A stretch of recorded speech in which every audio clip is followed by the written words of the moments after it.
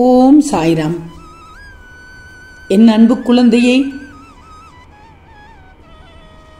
இன்று காலையில் இருந்தே உனக்கு நல்ல நல்ல நிகழ்வுகள் தான் நடக்கத் தொடங்கி உள்ளது.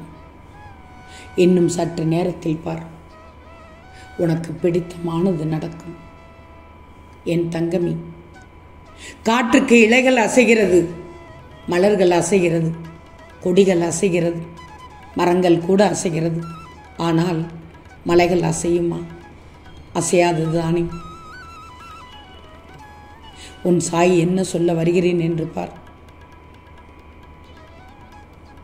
சலசலன்னு பேசிக்கிட்டு இருக்கும் யாரும் எவ்வளவு பெரிய கெட்டிக்காரனாக இருந்தாலும், எவ்வளவு பேச்சாளனாக இருந்தாலும் தன் பலவீனத்தை காட்டிக்கொள்கிறான்.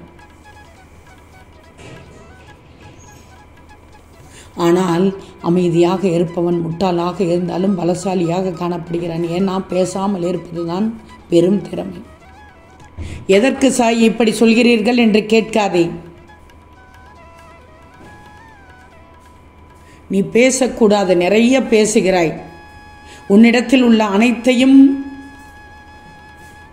உன்னுடைய நல்ல குணத்தால், இலகிய குணத்தால் பார்த்ததெல்லாம் பால் என நினைத்து கக்கி விடுகிறாய். வேண்டாம், மௌனமாக இருக்கணும். பேசாமல் இருப்பதுதான் பெரும் திறமை. பேசும் திறமையை விட அது மிகப்பெரியது. அதனால்தான் குறிப்பிட்ட சில காலங்களில் ஒரு சிலர் மௌன விரதம் அனுஷ்டிப்பார்கள். மௌனம் ஒரு மகத்தான கலை, அது தெய்வீக கலை. உனக்கு நிச்சயம் இன்றைய காலகட்டத்தில் உனக்கு மௌனம் வேண்டும். எவ்வளவோ ஞானிகளை பார்த்திருப்பாய், மேதைகளை பார்த்திருப்பாய். ஒரு நாள் மௌன விரதம் என்று அனுஷ்டிப்பார்கள். ஏதாவது பிரச்சனை என்று வரும்போது இன்று பேசக்கூடாது என்று நினைத்து கூட மௌன விரதம் இருப்பார்கள். அது நல்லது தங்கமி.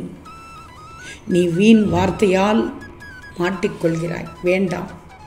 நீ நல்லது செய்கிறாய், அது இரண்டாம் பட்சம். வெளுத்ததெல்லாம் பால் என நினைத்து நீ செய்யக்கூடியவற்றையெல்லாம் முன்கூட்டியே சொன்னால் எல்லாரும் சுதாரிப்பாகி விடுவார்கள். ஆகிக் கொண்டிருக்கிறார்கள். நான் சொல்வதை கேள். பேசாமல் இருப்பவன் தான் பெரிய விஷயத்தை சொல்பவன். பேசிக்கொண்டிருப்பவன் ஞானத்தில் எப்படி என்று யோசிச்சுப்பார். சொல்வதை கேட்டுக்கோ. உண்மையை பேசி வாழ்வது சிறந்ததொரு தர்மம் தான், இல்லை என்று சொல்ல மாட்டேன். பொருத்தமாக பொய் பேசக்கூடியவர்கள் தான் கடைசி வரை யோக்கியமாகவே இருந்து வருகிறார்கள். வார்த்தைகள் எல்லை மீறும் போதெல்லாம் மௌனமாக இரு தங்கமே. ஏன்னா வார்த்தைகளால் வாழ்க்கையை இழந்தவர்கள் இங்கு ஏராளமாக இருக்கிறார்கள். உன்னை சுற்றியே இருக்கிறார்கள், உன்னிடத்திலே இருக்கிறார்கள்.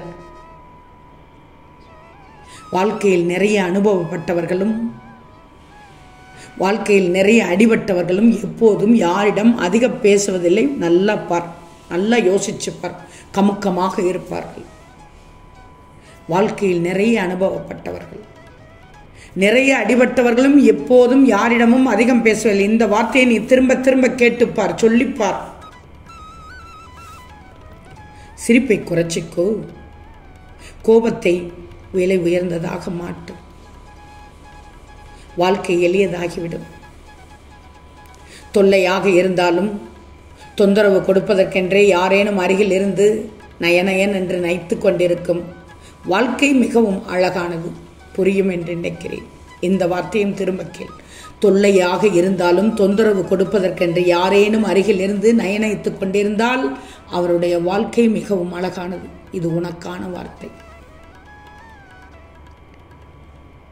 நீ தவறை மன்னித்து விட்டேன் என்பதை விட மறந்து விட்டேன் என்பதே உன்னுடைய உறவை பலப்படுத்தும். ஞாபகத்தில் வச்சுக்கோ. சிலரிடம் விவாதம் வேண்டாம். சிலரிடம் விவாதம் வேண்டாம் என விலகி போவது பயத்தினால் அல்ல, பயனில்லை என்பதனால் தான். தேவையில்லை. தன்னைத்தானே நீ மகிழ்ச்சியாக வைத்துக் கொள்ள துவங்கும் போதுதான் மற்றவர்களுக்கு தீங்கு இழைப்பது குறித்து எண்ண மாட்டாய். தான் என்ற அகங்காரம் நீங்கிவிடும். இது உண்மை, நிதர்சனமான உண்மை. உன்னுடைய வாழ்க்கையில் உன்னை விட எனக்கு அக்கறை அதிகம், பொறுப்பு அதிகம். அமைதியாக மட்டும் இரு என்றுதான் உன் சாயி சொல்கிறேன். எல்லாம் நல்ல நேரத்திற்காக தான் சொல்கிறேன். நீ அமைதியாக இருந்தால் எல்லாவற்றையும் நான் பார்த்து கொள்கிறேன் தங்கமே. பயப்படாதே, உனக்கு நான் இருக்கிறேன். திட்டமிட்டு செய், தெளிவோடு செய், நம்பிக்கையோடு செய். அவசரம் எந்த நிலையிலும் வேண்டாம். பின் விளைவுகளுக்கு பொறுப்பேற்றுக் கொள்ளும் தைரியம் இல்லாமல் முக்கியமான முடிவுகளை நிச்சயமாக எடுக்க முடியாது. ஏமாற்றம் உருவாகிவிடும். ஏமாற்றம் உருவாக காரணம் உன்னிடத்திலேயே இருக்கிறது. உன்னுடைய இரக்க குணம்தான் ஏமாற்றத்தை தருகிறது. சொல்வதை கவனமாக கேட்டுக்கோ. உனக்கானதாகத்தான் சொல்கிறேன். உனக்கு பிடிச்ச மாதிரி வாழ்ந்துவிடு. எல்லோருக்கும் பிடிச்ச மாதிரி இங்கே வாழ முடியாது. யாருக்கும் பிடிக்கலைனாலும் எதுவும் தப்ப முடியாது. மனதை திறந்து வச்சுக்கோ. முகத்தை மூடினாலும் உன் மனதை திறந்து வச்சுக்கோ. ஏன்னா நல்ல எண்ணம் நுழைய வேண்டும். மற்றவர்களை பார்த்து நீ மாறிவிடக்கூடாது. நல்லவராக இருக்கிறாய். ஒருவரை பார்த்து மன்னித்து விடும் அளவிற்கு நல்லவராக இருக்கிறாய். ஆனால் அவர்களை மீண்டும் நம்பும் அளவிற்கு நீ முட்டாளாக மாறிவிடக்கூடாது.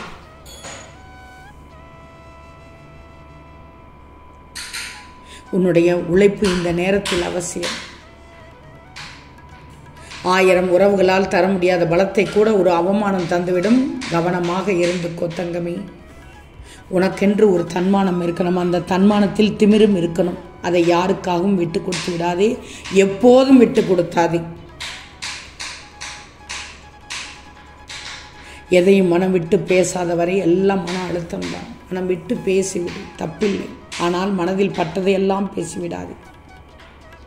எது உன்னை அழுத்துகிறதோ அதற்கு விடை கண்டுவிடு. யாரையும் தேடி மட்டும் போகாதே. நீயாக தேடி போகாதே. அலட்சியப்படுத்தப்படுவாய். யாரிடமும் எதிர்பார்க்காதே. ஏமாற்றப்படுவாய். எது எது எந்த இடத்தில் கிடைக்க வேண்டுமோ அதை உன்னிடத்தில் சேர்ப்பேன் நிச்சயமாக. யாரிடத்திலும் எதையும் நிரூபித்துக் கொண்டே இருக்காது. நிரூபித்துக் கொண்டே இருப்பதை விட பேசாமல் இருப்பது தான் நல்லது தங்கமே. பணம் பணம் என்று பணத்தை நோக்கி போய்கொண்டிருக்கிறார்கள். வேண்டாம், குணம் வேண்டும்.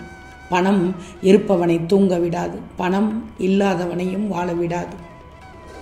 இரண்டிற்கு வித்தியாசம் இருக்கிறது. பார்த்தாயா?